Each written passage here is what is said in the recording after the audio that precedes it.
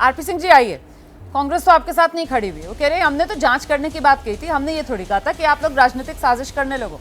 उन्होंने सारी चार्जशीटें गिना दी और उन्होंने बता दिया किस तरीके से आखिर में बाद में जांच पर जांच, चार्जशीट पर चार्जशीट के बाद जब एक आरोपी से नाम कांग्रेस और आम आदमी पार्टी के मुताबिक नाम बुलवाया गया अरविंद केजरीवाल का, उस आधार पर अरविंद केजरीवाल तक पहुंचकर और उनको गिरफ्तार किया गया। और जब यह एहसास हो गया कि अब तो अरविंद केजरीवाल को ईडी वाले मामले में राहत मिलने वाली है, तो लीजिए फौरन सीबीआई की एंट्री हो जाती है अभी पिछले महीने जून में, और सीबीआई वही कोर्टरूम जाकर अरविंद केजरीवाल को गिरफ्तार कर लेती है। आरपी सिंह सर, जवाब।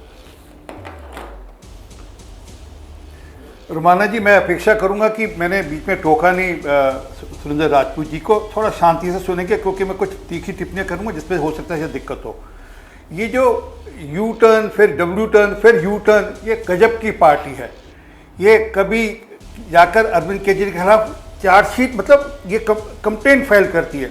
इनके नेता अजय माखन जी का कृपा कर मुझे बोलो, मैं अभी चलवा दूंगा वीडियो जिसमें उनका 100 करोड़ रुपए का घोटाला तो साबित हो गया है। ये अजय माखन जी का बयान है। इनकी एक प्रवक्ता है सुप्रिया सेने जी, वो उन्होंने कहा पक्का है 100 करोड़ का घोटाला। इनके एक और नेता हैं दीक्षित जी, उन्होंने कहा इसमें तो कोई शक ही नहीं बचा कि घोटाला है।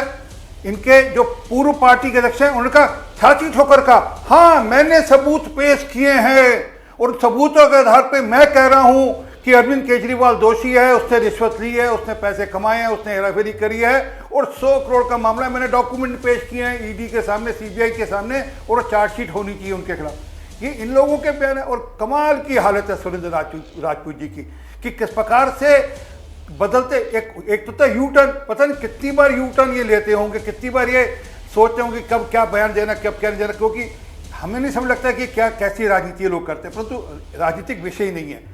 मूल बात है कि कोर्ट ने क्या इनको जो मामला जिसके लिए कोर्ट में गए थे कि मामला क्वैश किया जाए, ये गलत मामला है, क्या कोर्ट ने वह क्वैश किया?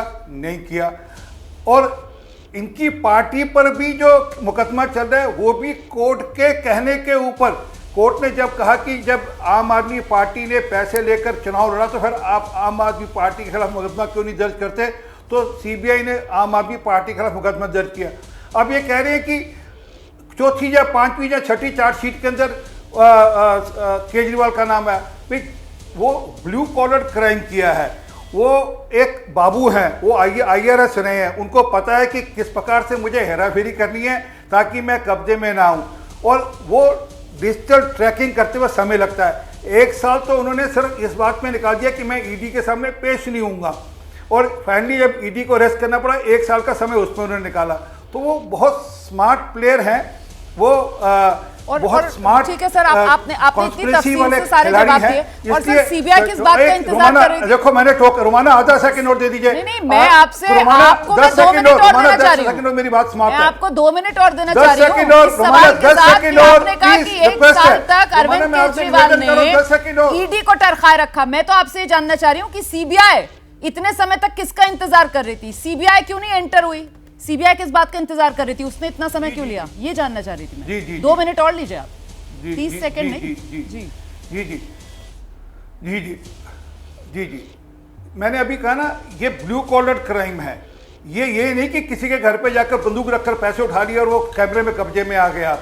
इसकी जांच करते हुए समय लगता है, इसकी पर्चे निकालते हुए, पर्चे खोलते हुए समय लगता है।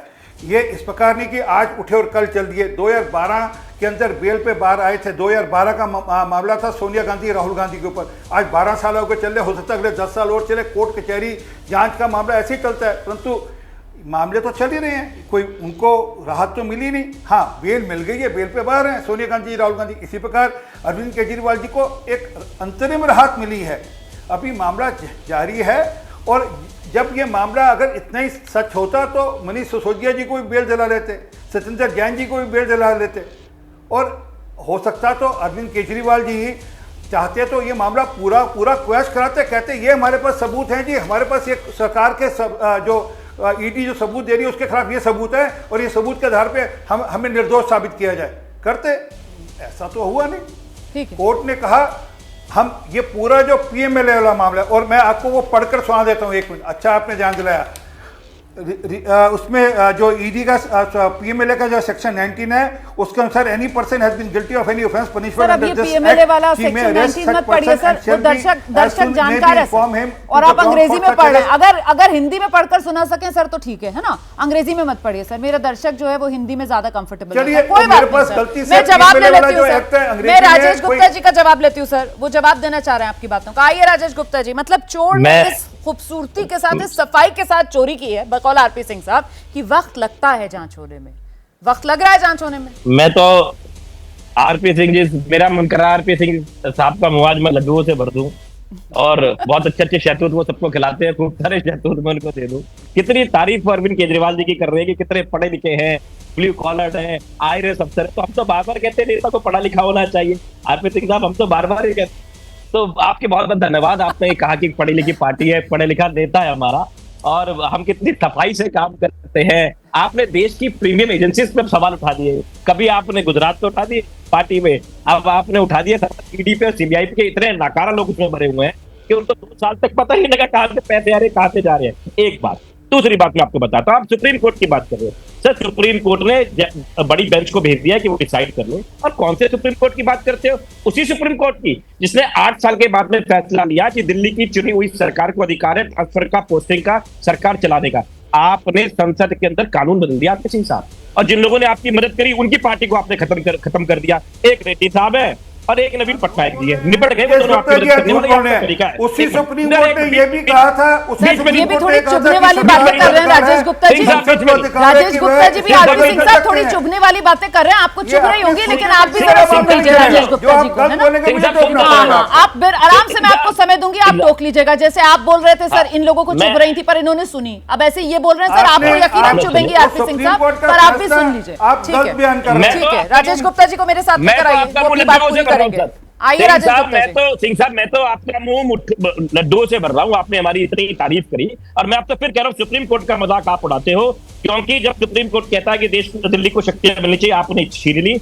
आपने देखा आप कैसे चुनाव कराते हो चंडीगढ़ में, सबने देखा कि आपका रिटर्निंग ऑफिसर किस तरीके से क्या करता है। सुप्रीम कोर्ट को उसको संज्ञान लेना पड़ता है। सुप्रीम कोर्ट को कहना पड़ता है क्या ईडी के पास में मिश्रा जी को छोड़ के क्या कोई और आदमी नहीं है जिसको आप एक्सटेंशन दे के डायरेक्टर बनाते हो? उसी सुप्रीम कोर्ट ने आपको कहा। सुप्रीम कोर्ट को कहना पड़ा एसबीआई को बताना पड़ेगा इलेक्ट्रल बॉन्ड के कितने पैसे लिए। आपने कहा कि हमको बहुत समय चाहिए, एसबीआई से करवाया और वहां भी आपने एक्सटेंशन दी उनके डायरेक्टर, उनके एमडी को। किसकी बात करते हो सिंह साहब? आप कहते हो पलटना, यूटर्न कहते हैं, कहना 70,000 करोड़ का घपला और उसको अपनी पार्टी का उप मुख्यमंत्री महाराष्ट्र का बना लेना। सीडी निकालना हेमंत शर्मा की, उसको अपनी पार्टी में ले लेना। कौन से यूटर्न की बात करते हो सिंह साहब?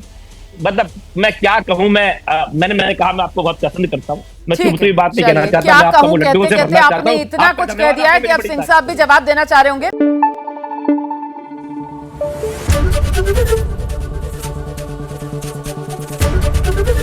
एबीपी न्यूज आपको रखे आगे।